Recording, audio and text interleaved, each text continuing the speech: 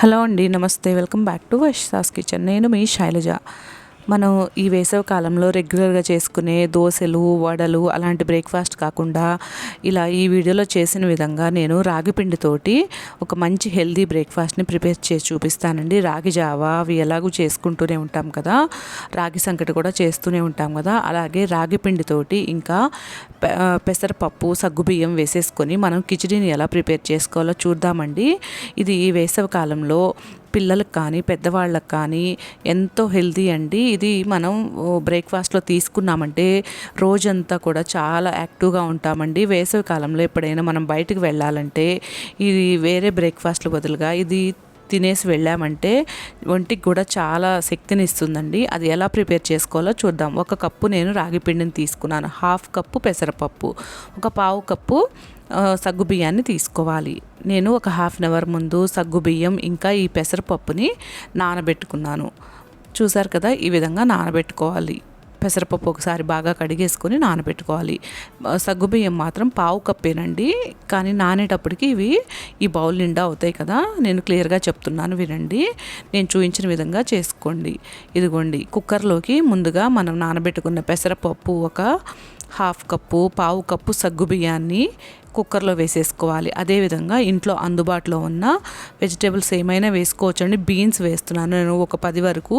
అదేవిధంగా ఒక 2 క్యారెట్లు ఈ విధంగా కట్ చేసుకొని యాడ్ చేసుకున్నాను. అదేవిధంగా ఒక టమాటాను కూడా ఈ విధంగా కట్ చేసుకొని యాడ్ చేసుకున్నాను. తర్వాత ఒక 2 అంగుళాల వరకు అల్లాన్ని సన్న ముక్కలుగా కట్ చేసుకొని యాడ్ చేసుకోవాలి.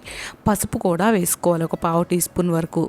ఒక 10 నుంచి 15 వరకు మిరియాలని కూడా వేసుకోవాలి. తర్వాత ఇందులో నేను ఒక 5 కప్పులు చూపిస్తున్నాను కదా, సగ్గుబియ్యం నానబెట్టిన కప్పుతోటి ఒక 5 కప్పుల వరకు వాటర్ వేసుకుంటున్నాను. ఈ ముక్కలు మునిగేంత వరకు వాటర్ వేసుకోవాలండి. ఒక కప్పు ఎక్కువే వేసుకోవాలి. ఒక 4 కప్పులు వేస్తే ముక్కలు మునుగుతాయి, కానీ ఒక కప్పు ఎక్కువ వేసుకోవాలి. ఎందుకంటే ఇందులో మనం రాగి పిండిని కూడా యాడ్ చేస్తాం కదా. 5 కప్పుల వరకు వాటర్ వేసేసుకొని కుక్కర్ మూత పెట్టేసుకొని ఒక 2 విజిల్స్ వచ్చేంత వరకు వెయిట్ చేయాలి. ఎక్కువ విజిల్స్ రావాల్సిన అవసరం ఏమీ లేదండి. నేను ఒక 2 విజిల్స్ తర్వాత కుక్కర్ మూత తీసాను. చూస్తున్నారు కదా, ఏంటి ఇలా నీళ్ళగా ఉంది అని అనుకుంటున్నారా? లేదండి, చూస్తున్నారా, చక్కగా మనకి సగ్గుబియ్యం ఇంకా పెసరపప్పు ఈ వెజిటేబుల్స్ అనేవి ఉడికిపోయినాయి కదా. ఇప్పుడు ఒక కప్పు నిండా మనం రాగి పిండి వేసుకోవాలి. ఫస్ట్ టైం చేసే వాళ్ళైతే ఈ రాగి పిండిని కొంచెం వాటర్లో కలుపుకొని వేసుకోండి. ఎందుకంటే నేను ఫాస్ట్గా కలిపేస్తాను కాబట్టి ఈ రాగి పిండి వేసినాక మనం సిమ్లో పెట్టుకొని, మీడియం టు సిమ్లో పెట్టుకొని బాగా ఫాస్ట్గా కలిపేసుకుంటే ఉండలు రాకుండా ఉంటాయండి. ఫస్ట్ టైం చేసేవారైతే రాగి పిండి డైరెక్ట్గా వేస్తే ఉండలు వస్తే కంగారు పడతారు. అందుకని ఫస్ట్ టైం చేసేవారి కోసం క్లియర్గా చెప్తున్నాను. నీళ్ళల్లో కొంచెం కలిపేసుకొని వేసుకుంటే ఉండలు లేకుండా మీకు ఈజీగా ఉంటుంది కలుపుకోవటం. ఇలా రాగి పిండి వేసుకున్న తర్వాత ఫాస్ట్గా ఇలా కలిపేసుకోవాలి. సిమ్లో పెట్టుకొని మనం ఇదంతా ఒక పావు గంట సేపు ఇలా మూత పెట్టేసి ఉడికించుకోవాలండి.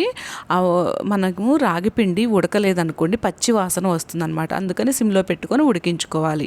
తర్వాత స్టవ్ మీద ప్యాన్ పెట్టుకొని ఒక 2-3 టేబుల్ స్పూన్ల వరకు నెయ్యిని వేసుకొని ఒక గుప్పెడు నిండా జీడిపప్పు వేసుకోవాలి. 2 ఎండుమిరపకాయలు, జీలకర్ర ఒక టేబుల్ స్పూన్ వరకు వేసుకొని, అదేవిధంగా మిరియాల పొడిని కూడా వేసుకుంటున్నాను. 1 టీ స్పూన్ వరకు మిరియాల పొడిని కూడా వేసుకోవాలి. ఇందులో మనం ఎటువంటి కారం వేయలేదు కాబట్టి మిరియాల కారమే సరిపోతుంది.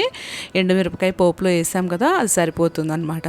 ఇప్పుడు కరివేపాకు కూడా వేసేసుకొని వీటన్నిటిని దోరగా వేయించుకోవాలి. మనం నెయ్యితో పోపు వేసుకుంటేనే మన కిచిడీలు ఎప్పుడైనా టేస్టీగా ఉంటాయి కదా.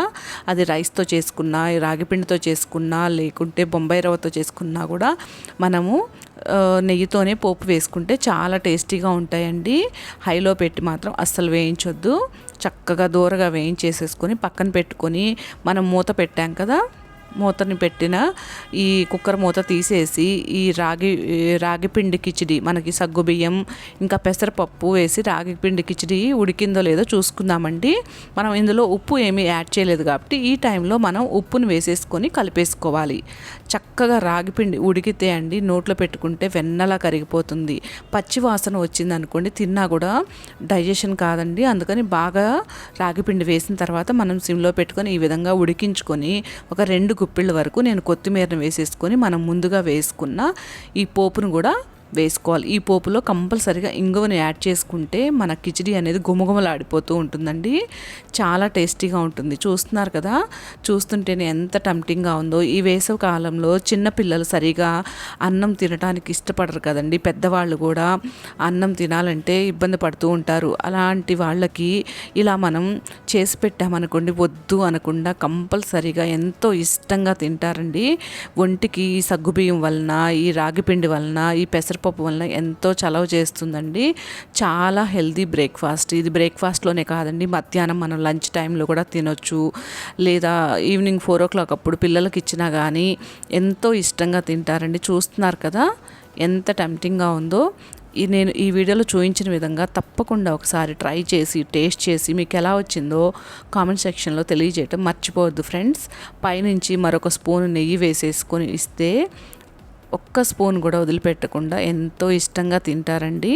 నా వీడియోని పూర్తిగా స్కిప్ చేయకుండా చూడండి ఫ్రెండ్స్. వీడియో చూసిన వెంటనే లైక్ చేయటం అస్సలు మర్చిపోవద్దండి. వీడియో చూసి సపోర్ట్ చేస్తున్న వాళ్ళందరికీ చాలా థ్యాంక్స్ అండి. Thank you for watching.